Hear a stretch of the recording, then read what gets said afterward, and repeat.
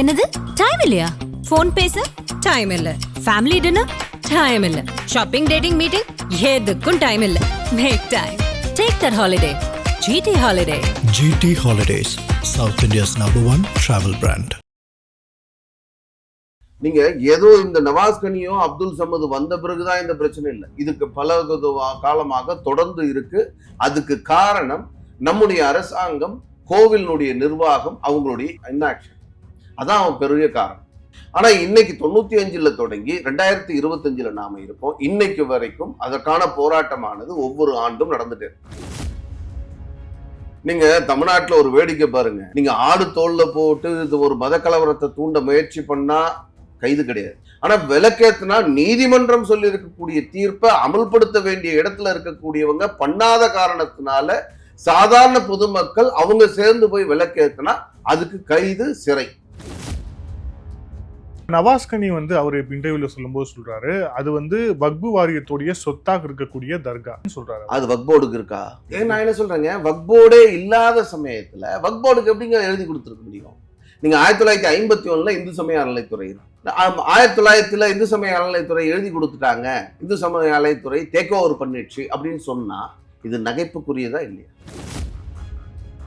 நீங்க உங்களுடைய பதிவுல நான்வெஜ் சாப்பிட்டதாக படம் இருக்கா இல்லையா?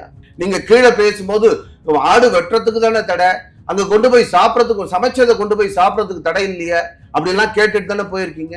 நீங்க இதெல்லாம் பண்ணும்பொழுது ஏன் உள்ள போறீங்க, அப்துல் சமத் நீ ஏன் போற, உனக்கு அனுமதி இல்லை அப்படின்னு ஏன் தடுத்து நிறுத்தல? நீங்க மதுரை ஆதீனம் போய் நான் மேல காசி விஸ்வநாதர் கோவில பார்க்க போறேன்னு சொன்னா தடுத்து நிறுத்தக்கூடிய அரசாங்கம், அதே வீட்டு காவல்ல வச்சிருக்கக்கூடிய அரசாங்கம், இவங்க 2 பேரும் மட்டும் ஏன் அனுமதிச்சீங்க? நீங்க திமுக காரங்களுக்கு தமிழ்நாட்டுல ஒரு சட்டம், எதிர்கட்சிக்கு உணர்வுகளை வெளிப்படுத்தக்கூடிய முருக பக்தர்களுக்கு ஒரு சட்டமா? ஞாயிற்றுக்கிழமை 144 போடுறாங்க. நீங்க திங்கட்கிழமை செவ்வாய்க்கிழமை ஆர்ப்பாட்டம் வச்சிருக்கோம், ஞாயிற்றுக்கிழமை 144 அறிவிக்கிறாங்க. திங்கட்கிழமை காலையில ஒரு பேரணி நடக்குது. 144னா என்னங்க? 4 பேர் 3 பேர் 4 பேருக்கு மேல கூட்டம் சேரக்கூடாது. ஆனா நூற்றுக்கணக்கில் ஊர்வலமாக அமைச்சர் தலைமையில பேரணி போறாங்க. அது 144 மீறினதா இல்லையா? ஏன் அவங்க மேல என்ன நடவடிக்கை எடுத்தீங்க? இந்து சமய அறநிலையத்துறை அமைச்சர் சேகர் பாபு அவர்கள் சொல்லும் போது இவங்க ஒரு தேவையற்ற ஒரு பதட்டத்தை உருவாக்குறாங்கன்னு அமைச்சர் சொல்றாரு. அதுக்கப்புறம் ஒரு பேட்டி வேற கொடுக்குறாரு, அல்லாவையும் பாதுகாப்போம் முருகனையும் பாதுகாப்போம். நீங்க என்ன பாதுகாக்கிறது? நீ யார் பாதுகாக்க? முருகனை நீ பாதுகாத்துருவியா? முருகன் தான் உன்னை பாதுகாத்துருங்க. என்ன திமிரான வார்த்தை அது? நீங்க ஆடு வெட்டுறீங்க, நீங்க எல்லாம் ஆடு வெட்டக்கூடாது, அங்க போய் பண்ணி தான் வெட்டணும் அப்படின்னு சொன்னா அது சரியா இருக்குமா? அது சரியில்லை. அதே மாதிரி எல்லா ஹிந்துவும் நான்வெஜ் சாப்பிட்றானே, அவனுக்கு என்ன தடைன்னு நீ யார் கேட்கறதுக்குன்னு கேட்க.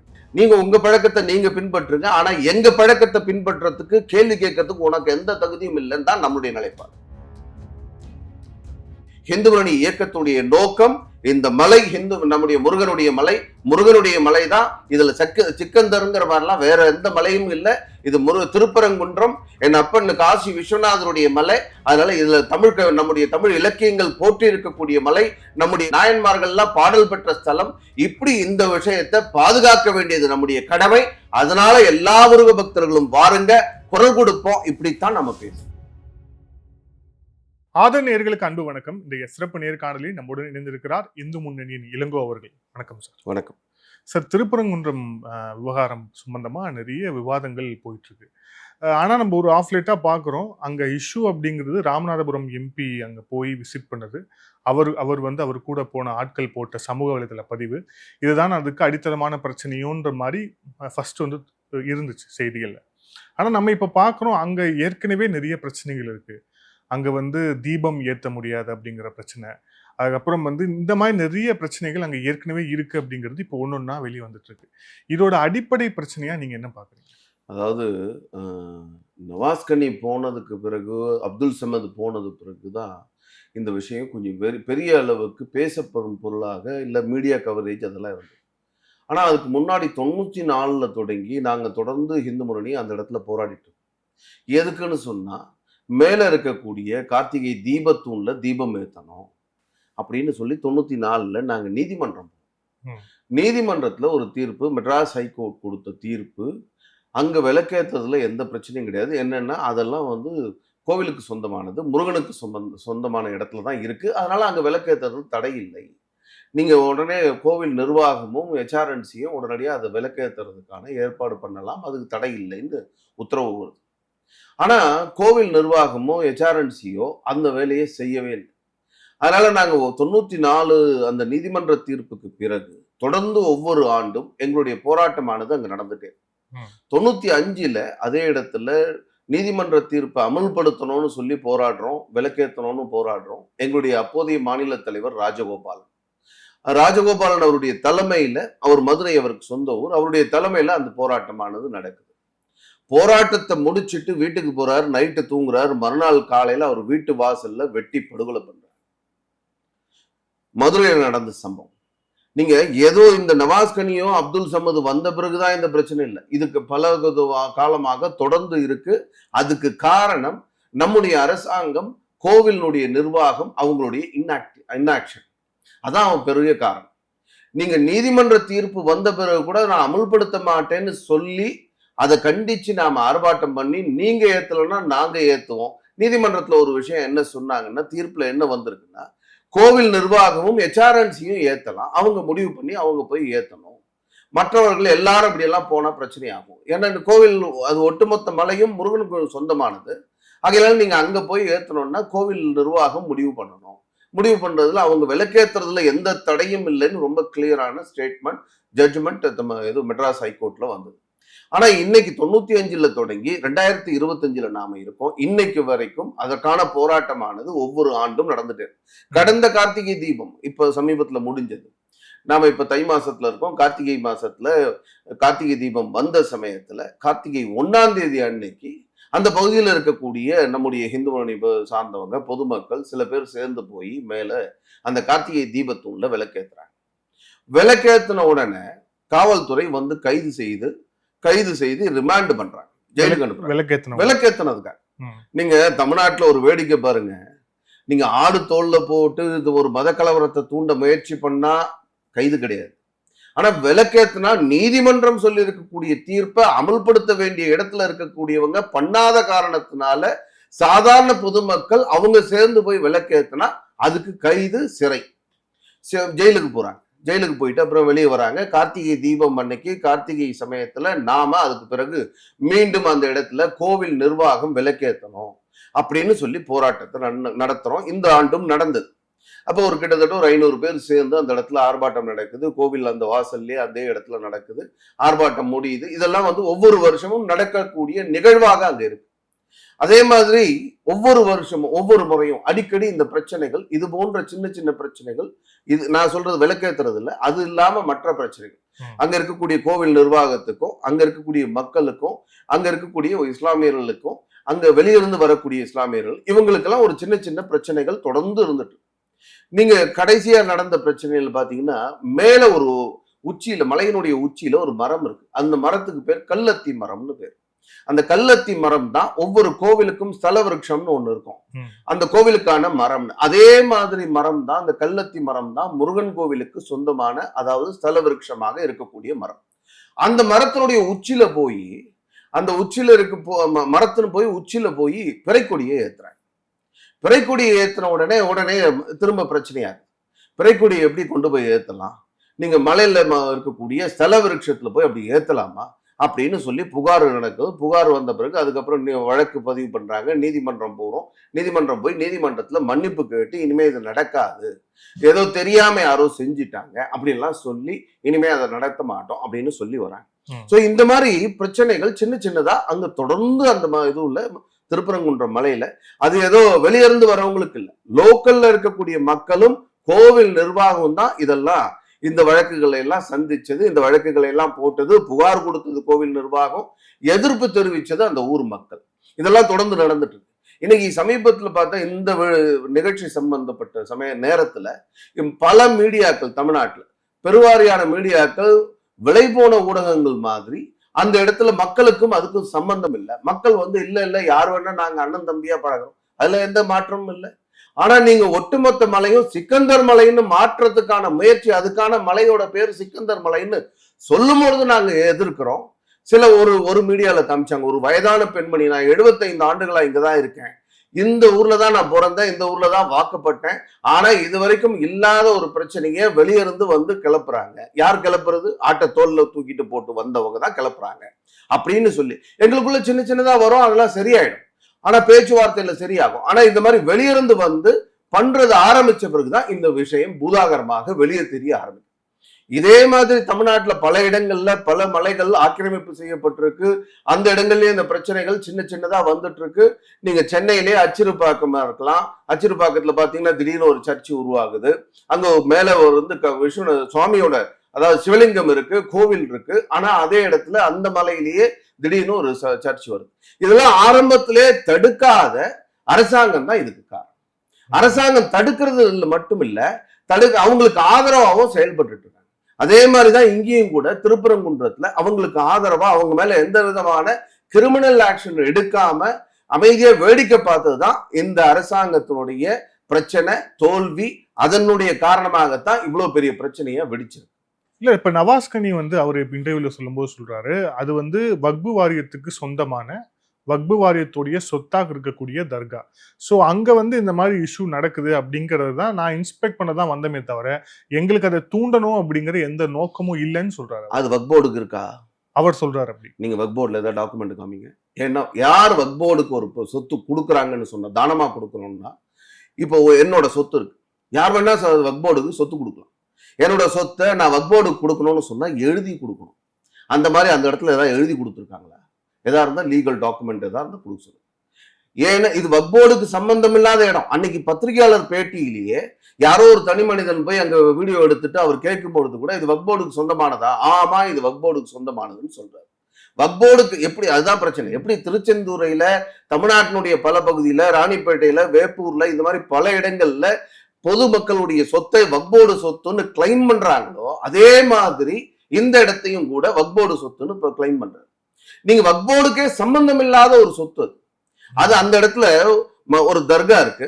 அந்த தர்கா வந்து ஏதோ ஒரு 200 ஆண்டுகளுக்கு முன்னாடி, 500 ஆண்டு, ஏதோ உங்க காலகட்டத்திலே வச்சுக்கணும்.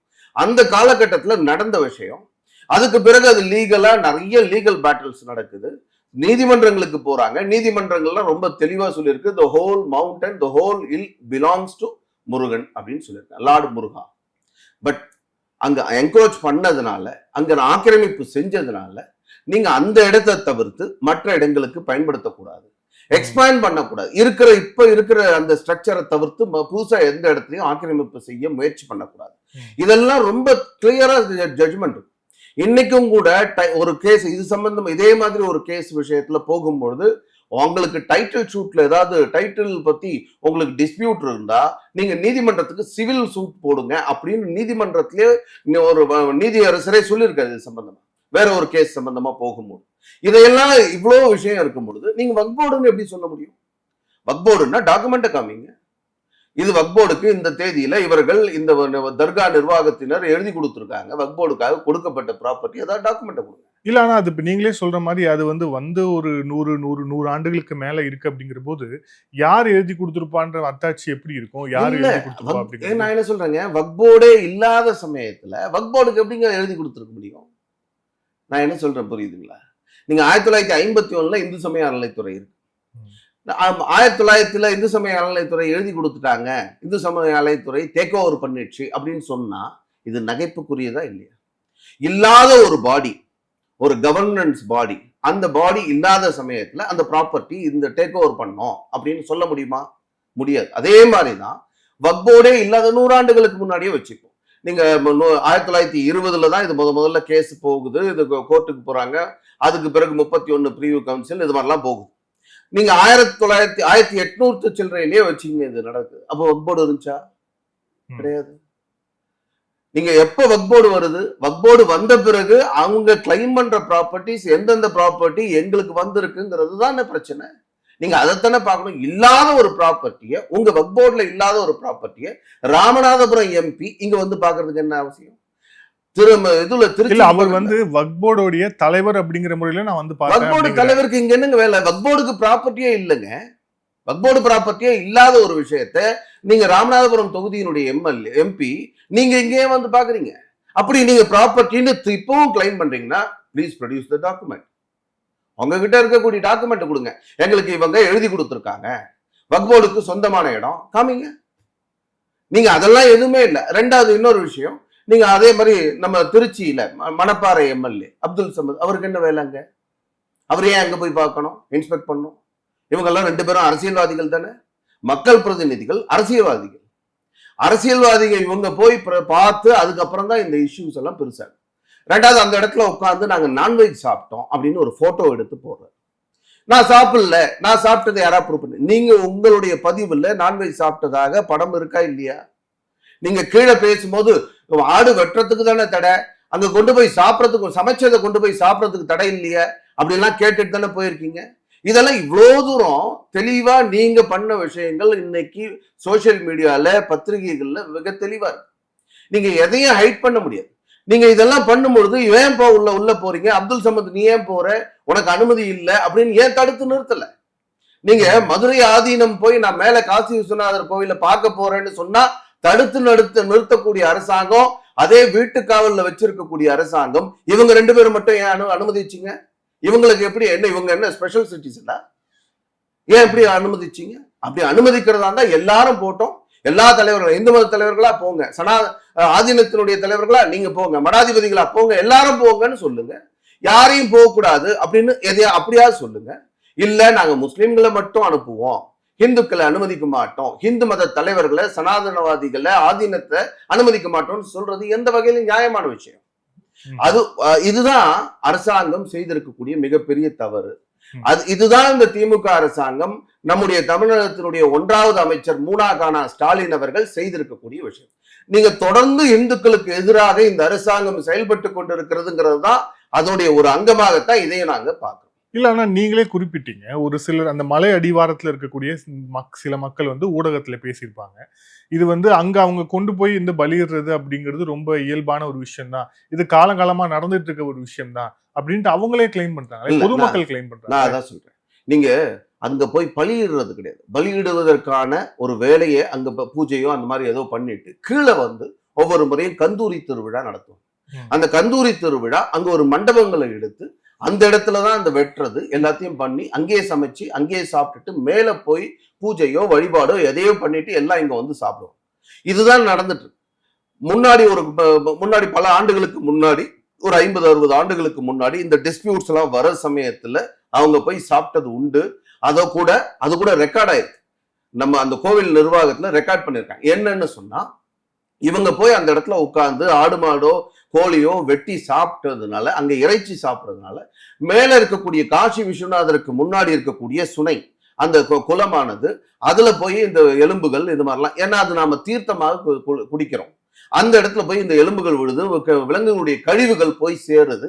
அதனால இது கூடாதுன்னு சொல்லி பேச்சுவார்த்தை நடத்தி மேல போய் வெட்ட மாட்டோம்னு சொல்லி ஊர் மக்கள்ல இருக்கக்கூடிய அங்கேயே அந்த ஊரை சார்ந்த முஸ்லிம்கள் யாரும் அந்த மாதிரி செய்யறது. வெளியிருந்து வரவங்க கூட இந்த மாதிரி திருவிழா காலங்கள்ல கந்தூரி விழா சமயத்துல மண்டபத்தை வாடகை எடுத்துதான் அந்த இடத்துல இதெல்லாம் நடத்திட்டு இருக்காங்க. இதான் கிட்டத்தட்ட ஒரு 60 ஆண்டுகளா இருக்கக்கூடிய நடைமுறை. அந்த பகுதி மக்களும் இதை ஏத்துக்கிறாங்க. நீங்க இந்த மாதிரி ஒரு பெரிய திருவிழா எல்லாம் நடக்கும்போது இந்த பிரச்சனைகள் இருக்கு அப்படின்னு சொல்லி இதெல்லாம் நாங்க பேசி தீர்த்துட்டு இருக்கோம். இப்ப யாரு வெளியே இருந்து பிரச்சனையை ஆரம்பிச்சது? பிரச்சனையை ஆரம்பிக்கிறது யார்?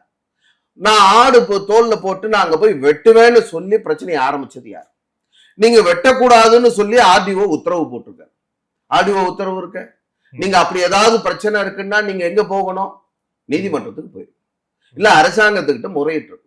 நீங்க அதெல்லாம் கலெக்டர் கிட்ட போங்க. இதெல்லாம் நிறைய ஆப்ஷன்ஸ் இருக்கு. இதெல்லாம் பண்ணாம நான் அப்படித்தான் பண்ணுவேன் அப்படின்னு சொல்லும் பொழுதுதான், அது மீடியா வெளிச்சத்துக்கு வந்த பிறகுதான் தமிழ்நாடு முழுக்க முருக பக்தர்கள் தமிழ் கடவுள் மலையான திருப்பரங்குன்றத்தை பாதுகாக்கணும், அதை இந்த மாதிரியான ஒரு தவறுகள் நடக்கிறதுல இருந்து மீட்கணுங்கிறதுக்கான முயற்சியா தமிழ்நாடு முழுக்க தன்னெழுச்சியாக நடந்தது. இதை இந்து முன்னணி அறிவிச்சோம். 4ஆம் தேதி, பிப்ரவரி 4ஆம் தேதி ஆர்ப்பாட்டம் நடத்த போறோம், அறப்போராட்டம் நடத்த போறோம் அப்படின்னு சொல்லி அறிவிச்சோம். தமிழ்நாடு முழுக்க இருக்கக்கூடிய முருக பக்தர்கள் அதுல கலந்துக்கணும், யாரெல்லாம் வரீங்களோ வாங்க அப்படின்னு சொல்லி அறிவிச்சோம். ஓப்பனா அறைகூவல் விடுத்தார் இந்து முன்னணியினுடைய மாநில தலைவர் காடேஸ்வர சுப்பிரமணியம். இது நடந்த பிறகு இதெல்லாம் நடக்குது. போராட்டத்துக்கான தேதி குறிச்சாச்சு, நாள் குறிச்சாச்சு, இடம் குறிச்சாச்சு. 10 நாளைக்கு முன்னாடி போய் அங்க இருக்கக்கூடிய காவல்துறை மாநகர காவல் ஆணையாளர்கிட்ட மனு கொடுத்தாச்சு, நாங்க ஆர்ப்பாட்டம் பண்ண போறோம்னு எல்லாம் நடந்துச்சுங்க. நீங்க அமைதியா ஓகேங்க, ஜனநாயக ரீதியா ஜனநாயகம் கொடுத்திருக்கக்கூடிய அடிப்படை உரிமை உங்களுடைய உணர்வுகளை வெளிப்படுத்தக்கூடிய அளவுக்கு ஒரு ஆர்ப்பாட்டத்தை, அறவழி போராட்டத்தை நடத்துவதற்கு ஒவ்வொரு குடிமகனுக்கும் உரிமை இருக்கு, ஒவ்வொரு அமைப்புக்கும் உரிமை இருக்கு. தனி மனிதனுக்கே உரிமை இருக்கும் பொழுது ஒரு அமைப்புக்கும் உரிமை இருக்கு. அதனால அவங்களும் பண்ணலாம் அப்படின்னு சொல்லி அனுமதி கொடுத்திருந்தா, நீ மேல போய் அங்க தோல்ல ஆட்ட தோல்ல போட்டு போய் அவங்களுக்கான போராட்டம் நடத்துறதுக்கு அவங்களுக்கு உரிமை இருக்கு. அவங்க மேல கைது நடவடிக்கை எதுவும் இல்லாம. ஆனா இங்க இந்து முன்னணி அறிவிச்ச பிறகு தமிழ்நாடு முழுக்க ஒரு 144, அங்க மதுரையில தான் 144, ஆனா தமிழ்நாடு முழுக்க ஒரு எமர்ஜென்சி அவசர நிலை மாதிரி 1975-77 காங்கிரஸ் எப்படி ஒரு ஜனநாயக படுகொலையின் காரணமாக ஒரு அவசர நிலையை பிரகடனம் செய்ததோ, அதே மாதிரி தமிழ்நாடு முழுக்க அறிவிக்கப்படாத ஒரு அவசர நிலை பிரகடனம் தமிழ்நாட்டில் நடந்தது. அதனால மக்கள் இன்னும் பெரிய கோபம் வந்தது. நாங்க ஆர்ப்பாட்டம் நடத்துறோம், எங்களுடைய சாதாரணமா ஒரு ஆர்ப்பாட்டம் என்னன்னா, ஆர்ப்பாட்டம் உங்களுடைய கோபத்தினுடைய வெளிப்பாட்டை அந்த இடத்துல கோஷம் போட்டு கத்திட்டு இதை பேசிட்டு போனா முடிஞ்சு போச்சு. அவுட் பஸ்டர்.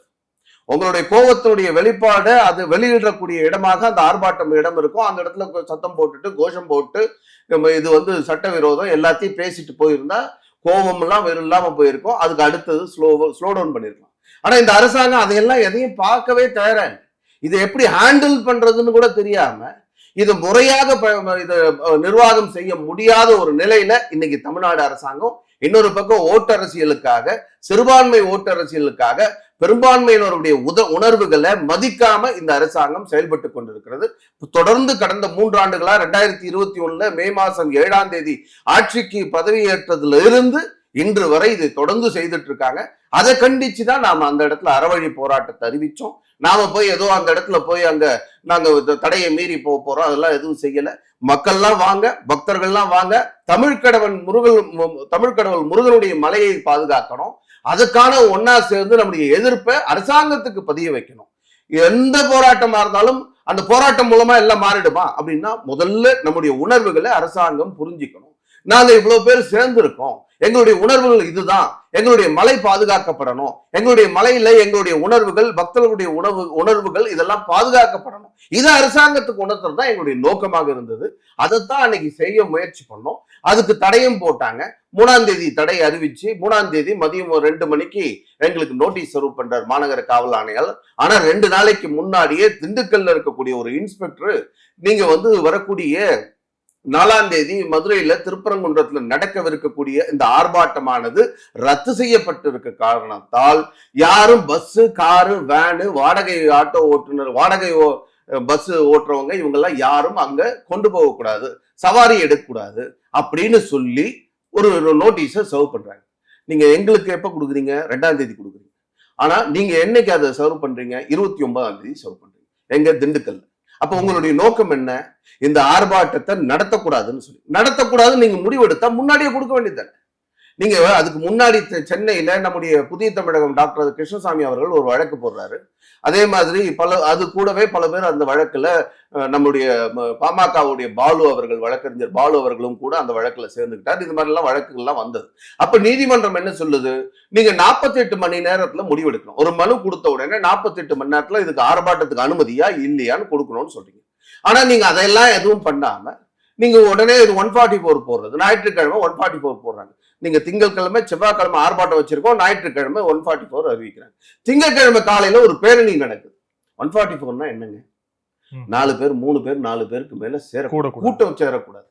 ஆனா நூற்றுக்கணக்கில் ஊர்வலமாக அமைச்சர் தலைமையில பேரணி போறாங்க. அது 144 மீறினதா இல்லையா? ஏன் அவங்க மேல என்ன நடவடிக்கை எடுத்தீங்க? 144 யாருக்கான 144? அது 144 அமல்ல இம்போஸ் பண்ணிருந்தாலே அது யாராக இருந்தாலும், எந்த விழாவாக இருந்தாலும், மத ரீதியான விழாவை தவிர்த்து, அதே மாதிரி இறப்பு, சாவு, துக்க நிகழ்வு, இதை 2த்துக்கு தவிர்த்து மீதி எல்லாத்துக்கும் கூட்டம் கூடக்கூடிய அனுமதி இல்லை. இதுதான் சட்டம் சொல்லுது. சட்டத்தை மீறி நீங்க அந்த இடத்துல மக்களை கூட வச்சிருக்கீங்க. யார் அந்த மக்கள்? திமுக காரங்க. நீங்க திமுக காரங்களுக்கு தமிழ்நாட்டுல ஒரு சட்டம், எதிர்கட்சிக்கு உணர்வுகளை வெளிப்படுத்தக்கூடிய முருக பக்தர்களுக்கு ஒரு சட்டமா? இதுதான் நம்ம கேள்வியா இருக்கு. அந்த போராட்டத்துல பேசப்பட்ட விஷயங்கள், குறிப்பா இப்ப நீங்க சொல்றது அப்படிங்கிறது அந்த மலையோடைய புனிதம் கெட்டுவிடக்கூடாது, அது முருகருடைய மலை அப்படிங்கிறது ஒரு விஷயம். ஆனா நீ இப்ப ராஜா அவர்கள் பேசும்போது வந்து நீங்க வந்து ரீலோகேட் பண்ணுங்க அப்படிங்கிறார்.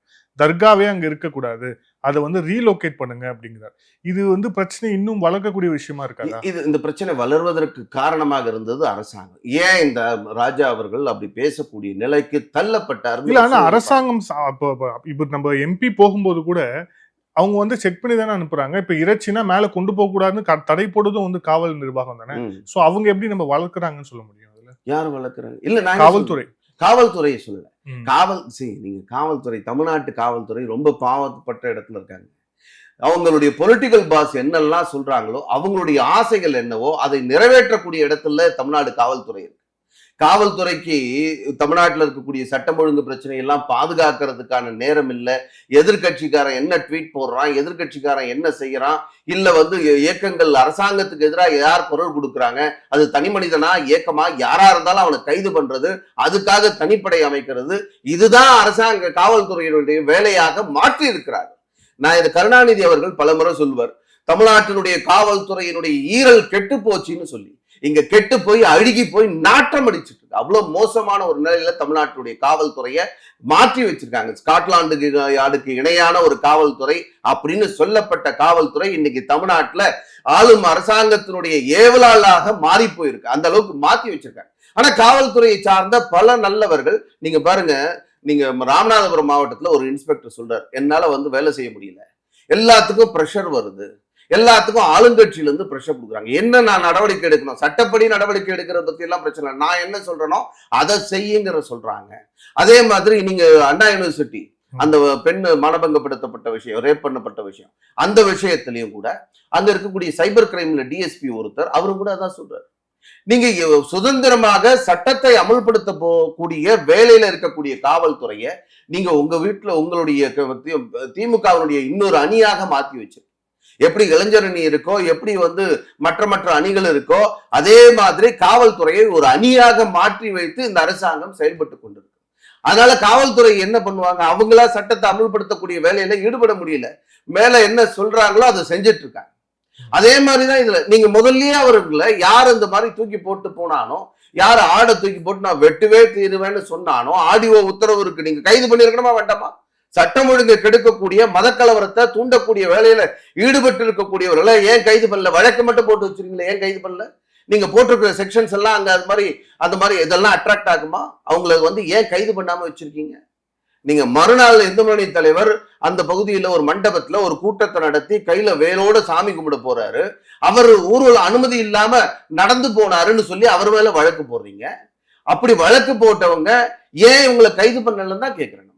நீங்க எல்லாருக்கும் சட்டம் எல்லாருக்கும் சமம், காவல்துறை ரெடியா இருக்கு, நீங்க எல்லாரையும் ஒரே மாதிரி நடத்துறதுக்கு, சட்டப்படி நடத்துறதுக்கு தமிழ்நாட்டு காவல்துறையில பல நல்ல அதிகாரிகள் இருக்காங்க. ஆனா மனசு வெந்து போயிட்டு இருக்காங்க, மனம் குமுறிட்டு இருக்காங்க. எங்களை இந்த அளவுக்கு மோசமா ஆக்கி வச்சிருக்காங்க, என்னெல்லாம் எங்க பொலிட்டிக்கல் பாஸ் சொல்றாங்களோ அதை செய்யக்கூடிய நிலைக்கு நாங்க தள்ளப்பட்டிருக்கோம் அப்படின்னு பல அதிகாரிகள் புலம்பக்கூடிய நிலையில இருக்கு. அந்த நிலைதான் இது. இல்ல, ஆனா அந்த தர்காவை இடமாற்றணும் அப்படின்னு சொல்றது ஒரு சொல்யூஷனா இருக்குமா? இல்ல, நான் என்ன சொல்றேன், தர்காவை இடமாற்றணும்ன்றது சொல்யூஷனா இல்லையா, அதெல்லாம் வந்து நம்ம பேச்சுவார்த்தை பிறகு அதுக்கு பிறகு எல்லாம் பார்த்துப்போம். நம்முடைய நோக்கம், அன்னைக்கு நம்மளுடைய அறப்போராட்டத்துடைய நோக்கம், இது ஒட்டுமொத்த மலையும் முருகனுடைய மலைதான், இது சிக்கந்தர் மலைன்னு அவங்க சொல்லிட்டு இருக்காங்க, அது சிக்கந்தர் மலை இல்லை, முருகனுடைய மலை தான், அதை நிலைநாட்டுறது தான் எங்களுடைய நோக்கமாக அன்னைக்கு இருந்தது. அதுக்காக தான் நாங்க ஆர்ப்பாட்டம் நடத்தினோம். அன்னைக்கு எச் ராஜா அவர்கள் வந்து பேசும் பொழுது இந்த தடைகளை, இந்த மாதிரி அரசாங்கம் ஒரு கடுமையான விளைவுகளை தடைகளை போட்டு தமிழ்நாட்டு மக்களை, முருக பக்தர்களை கோவிலுக்கு வர விடாம தடுத்து, வந்திருக்கக்கூடிய பக்தர்களையும் கூட உள்ள போக விடாம தடுக்கிறது, வெளியூர்ல இருந்து பஸ் ஏறவங்களை எல்லாம் தடுக்கிறது, இப்படி ஒரு அறிவிக்கப்படாத எமர்ஜென்சி நடந்த காரணத்தினால, அந்த மாதிரி அடக்குமுறை நடந்ததுனால, சட்ட விதிமீறல்கள் நடந்ததுனால அங்க இருக்கக்கூடியவர்கள், எச் ராஜா போன்றவர்கள் பல பேர் வந்து, மற்றவங்க யாரும் அது மாதிரி பேசல, எச் ராஜா அவர்கள் அதனுடைய வெளிப்பாடு, மக்களுடைய வெளிப்பாடு, அந்த கொந்தல் இருக்கக்கூடிய மக்களுடைய வெளிப்பாடாக அந்த விஷயத்தை பேசியிருக்காரு. அப்படிதான் நான் புரிஞ்சுக்கிறேன்.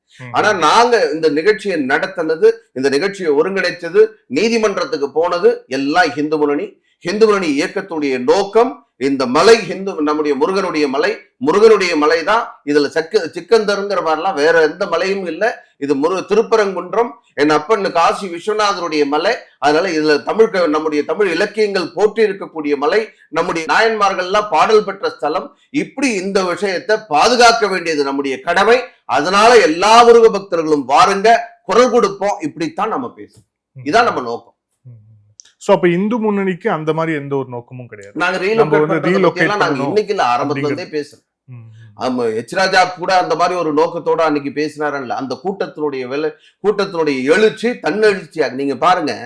இல்ல, அவர் சொல்லும் போதே சொல்றாரு அயோத்தியாவா ஆயிடுமோ அப்படின்னு பயப்படுறாங்க. அயோத்தியா ஆயிடுச்சு அப்படிங்கிறாரு.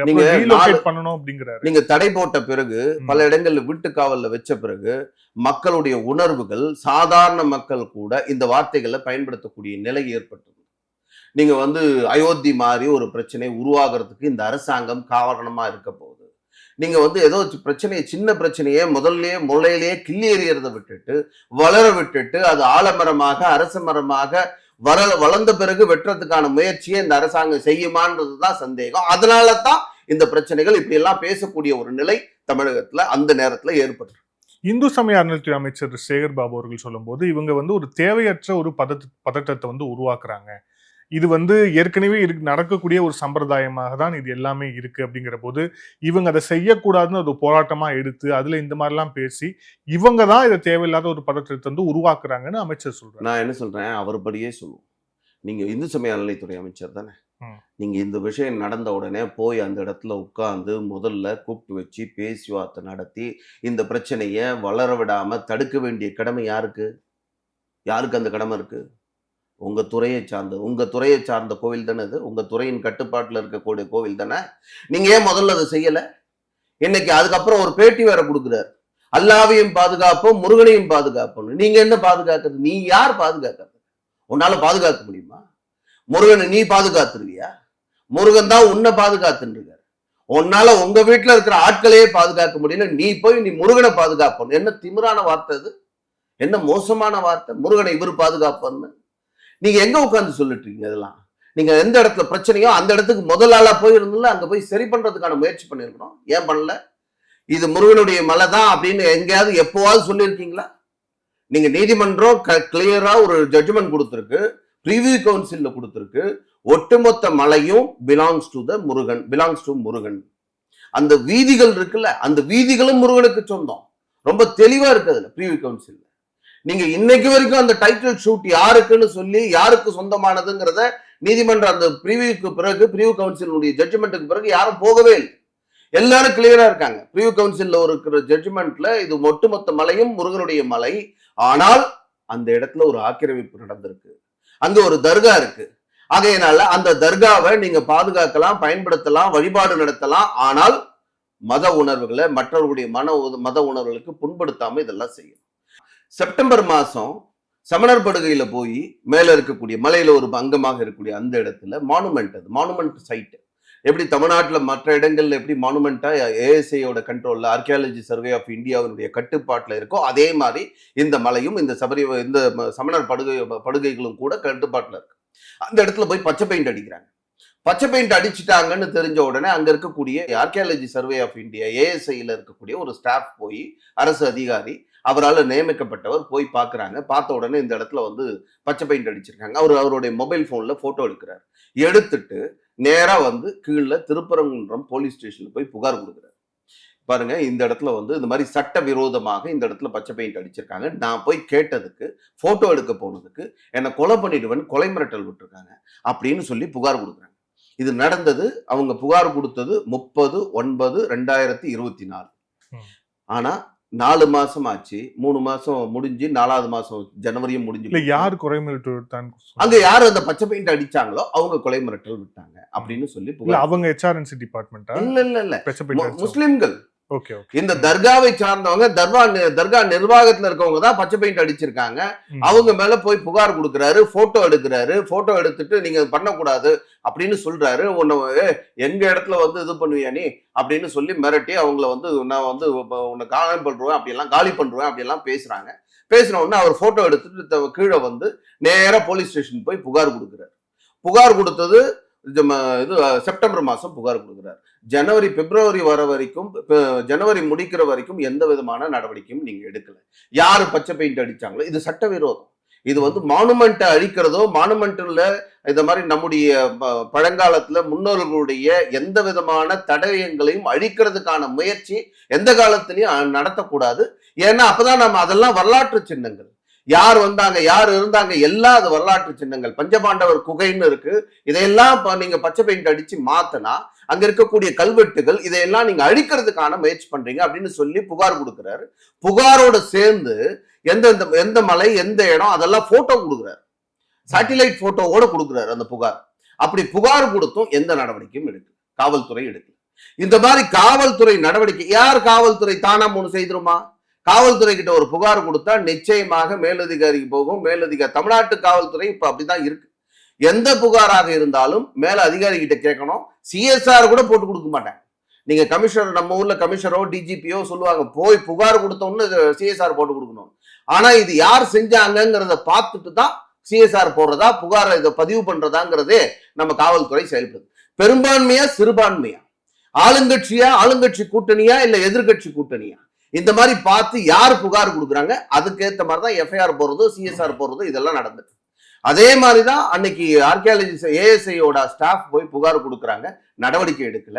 அதுக்கு பிறகு இந்த ஆர்ப்பாட்டம் நடக்கிறதுக்கு 3 நாளைக்கு முன்னாடி போய் ஏஎஸ்ஐ நீ நடவடிக்கை எடுக்காட்டி போன்னு சொல்லி அதை போய் அழிக்கிறாங்க. இது ஏன் நடவடிக்கை எடுக்கல அரசாங்கம்? நீங்க செய்ய வேண்டியது என்ன? காவல்துறை செய்ய வேண்டிய வேலையை ஏன் செய்ய விடாம தடுத்தது யார்? எந்த சக்தி? யார் அந்த சார் அப்படிங்கிற மாதிரி இந்த மாதிரி பச்சை பெயிண்ட் அடிச்சது மேல நடவடிக்கை எடுக்கிறதோ, கொலை மிரட்டல் விட்டவங்க மேல நடவடிக்கை எடுக்காம பாதுகாக்கிறது எந்த சக்தி? அது ஓப்பனா சொல்லுங்க. நீங்க இவ்வளோ விஷயம் நடக்குதுங்க. அப்பெல்லாம் இந்த HRNC மினிஸ்டர் சேகர் பாபு அவர்கள் வாய் திறக்கவே இல்லை. வாய் திறக்காம அமைதியா சட்டப்படி நடக்கும். சட்டம் என்ன? நீங்க அந்த கோயில், அந்த மலை யாருக்கு சொந்தம், சட்டம் என்ன, அது சொல்ல வேண்டியது தானே. ஏன் அதெல்லாம் பேச மறுக்கிறீங்க? நீங்க ஓப்பனா பேசுங்க. நீங்க ஆர்ப்பாட்டம் பண்றதெல்லாம், ஆர்ப்பாட்டம் பண்றது இவங்க தேவையில்லாத விஷயம். நாங்க ஏன் தேவையில்லாத விஷயம் பண்ணோம்? நீங்க நடவடிக்கை எடுக்காத காரணத்தினால நாங்க எங்களுக்கு தள்ளப்பட்டோம். இந்த மாதிரி ஒரு அறப்போராட்டத்தை நடத்த வேண்டிய நிலைக்கு நாங்கள் தள்ளப்பட்டோம். நீங்க முதல்ல எடுத்திருந்தா இது ஏன் நாங்க ஆர்ப்பாட்டம் நடத்த போறோம்? ஏன் தமிழ்நாட்டில் இருக்கக்கூடிய முருக பக்தர்கள் ஒன்னா சேர போறாங்க? ஏதோ ஆட்களை கூட்டிட்டு வந்தாங்க அப்படின்லாம் சொல்றீங்க. நீங்க 144 தடை உத்தரவு போட்டாச்சு. மொத்த மதுரையும் ஃப்ரீஸ் பண்ணி வச்சிருக்கீங்க. அந்த இடங்கள்ல 7 கிலோமீட்டர் சுற்று வட்டாரத்துல உள்ள யாரும் வரவிடாம தடுத்து வச்சிருக்கீங்க வெளியூர்ல இருந்து. அப்படி வரவங்க எல்லாம் யாரெல்லாம் இந்து முன்னணி தலைவர்கள் எங்கெல்லாம் இருக்காங்களோ அவங்க வீட்டுலாம் வீட்டு சிறையில உட்கார வச்சிருந்தீங்க. கிட்டத்தட்ட 500 பேர் தமிழ்நாடு முழுக்க இந்து முன்னணி பொறுப்பாளர்கள் வீட்டு சிறையில வச்சிருந்தாங்க. இல்லீகல் டிடென்ஷன் இதெல்லாம் நடக்குது.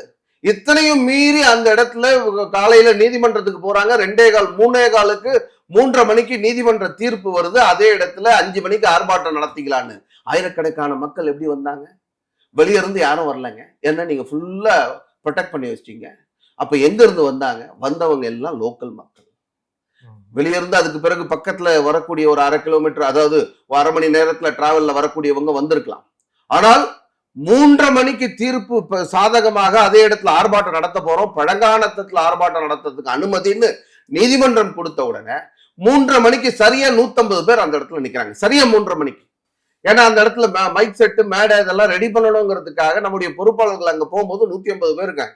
3:30 மணிக்கு அந்த கேமரால போட்டோ எடுத்து நேரம் தேதியோட சேர்த்து பாருங்க 150 பேர் இங்க நின்றுட்டு இருக்காங்க.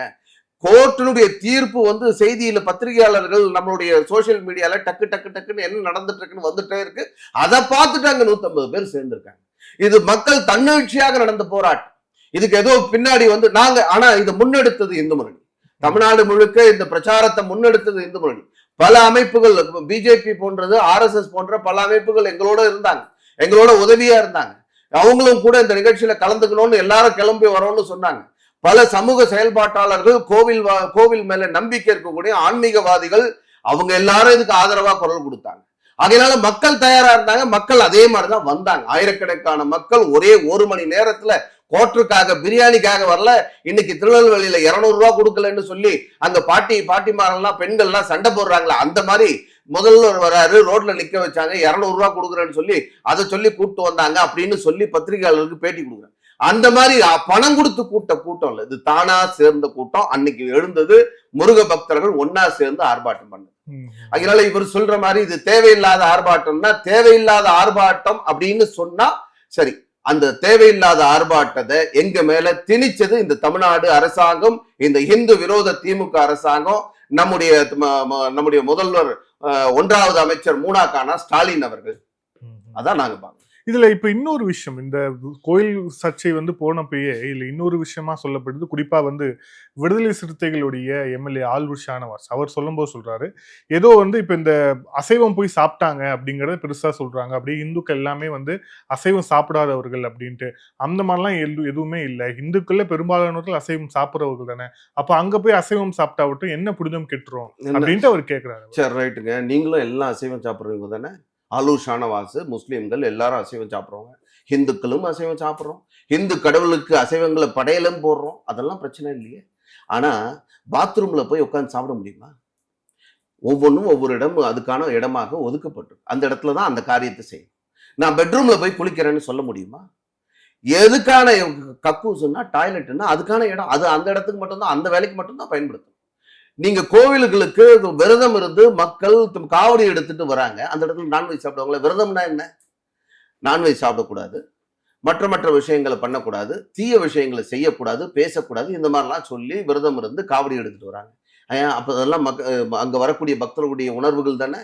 அந்த உணர்வுகளை பாதிக்கிற மாதிரி, அந்த உணர்வுகளை புண்படுத்துற மாதிரி நீங்க செயல்படுறீங்கல்ல.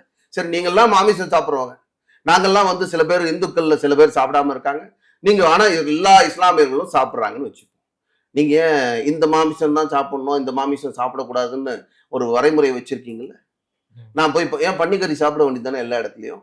இப்படி சொன்னா நீங்க ஏத்துப்பீங்களா? ஆலூர் ஷானவாஸ் ஏத்துப்பாரா? நீங்க எல்லாம் மாமிசம் சாப்பிடுறது, அதுவும் ரத்தம் சதயம் தானே இருக்கு, அதை மட்டும் ஏன் சாப்பிடக்கூடாதுன்றீங்க? அதையும் சாப்பிடுங்க, அதே இடத்துல உட்காந்து சாப்பிடுங்கன்னு சொன்னா ஏத்துப்பாராது? உங்களுடைய உணர்வுகள், நீங்க ஒரு உணர்வுகள் ஒரு பழக்கம் வச்சிருக்கீங்க, அந்த பழக்கத்தை கேள்வி கேட்கறதுக்கு நாங்க தயாரா இல்லை. நீங்க உங்க பழக்கத்தை நீங்க பின்பற்றுங்க, ஆனா எங்க பழக்கத்தை பின்பற்றதுக்கு கேள்வி கேட்கறதுக்கு உனக்கு எந்த தகுதியும் இல்லைன்னு தான் நம்முடைய நிலைப்பாடு.